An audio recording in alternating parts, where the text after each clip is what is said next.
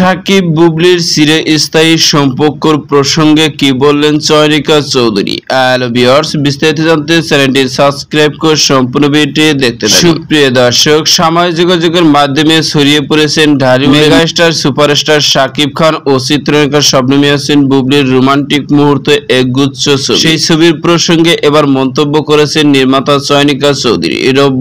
রোববার রাতে সাকিব বুবলি প্রকাশিত ছবিগুলো নিজের ফেসবুক প্রোফাইলে শেয়ার করেছেন চয়নিকা চৌধুরী। ছবির ব্যাকগ্রাউন্ডে রোমান্টিক গান যোগ করে আবেগী বার্তা দেন তিনি। জানান, আগের চেয়ে আরো শান্ত ও পরিপূর্ণ গল্প শুরু হয়ে গেছে সাকিব বুবলি। সম্পর্ক তাদের ফিরে আসাটার সবচেয়ে সাহসের কাজ। তাদের চিরস্থায়ী সম্পর্কের শুভকামনা ও ভালোবাসা জানান নির্মাতা। সময়ের পাঠকের জন্য নির্মাতা চয়নিকা চৌধুরী ফেসবুকে পোস্ট তুলে ধরা হলো। একজন সাকিব খান, একজন শবনম ইয়াসমিন বুবলি, একজন শাহজাদ খান বীর। অনেক অনেক অভিনন্দন। আজকের এই বন্ধু দিবসে এই ছবিগুলো দেখে আনন্দ চোখে জলে। কি যেন ভালো লাগছে। কিছু সম্পর্ক টান এমনই হয়, সময়, দূরত্ব, নীরবতা কিছুই তা থামিয়ে রাখতে পারে না। তারা হয়তো দুটা মুখ, কিন্তু গল্পটা সবসময় একটাই ছিল। তারা দুজনে শাহজাদ খান বীরের বাবা মা। এটাই বড় সত্য আর সুন্দর। এবার শুধু গল্পটা আবার শুরু হয়েছে, আগের চেয়ে একটি বেশি শান্ত ও একটু পরিপূর্ণ, অনেক বেশি আপন, ভালোবাসা আর সম্মানের। কখনো কখনো জীবনে ফিরে আসাটাই সবচেয়ে সাহসী। আর একবার যখন দুটি